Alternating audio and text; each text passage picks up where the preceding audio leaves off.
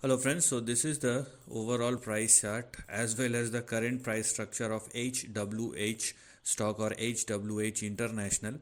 And the most important thing in this chart is this particular stock is extremely volatile. It can give you some very sharp swings on both the side, but it's not going to give you any kind of stability. So the moral of the story is you cannot rely on this kind of stock or with this kind of price action or trend. Now, why should I look at this particular stock? Because of the strong momentum with which the stock started moving higher. So for HWH, we first of all have our support at 3.19 and we are going to have our stop loss at 2 on the downside. So please do not go below these two levels, otherwise downside may resume once again. So it is mandatory for HWH to continue to trade and sustain above both 2 and 3.2.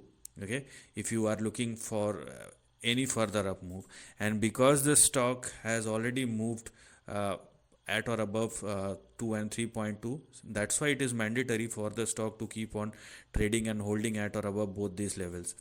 Because the stock is doing so, that's why the immediate target or the targets which are currently active are 6.3 and 7.4.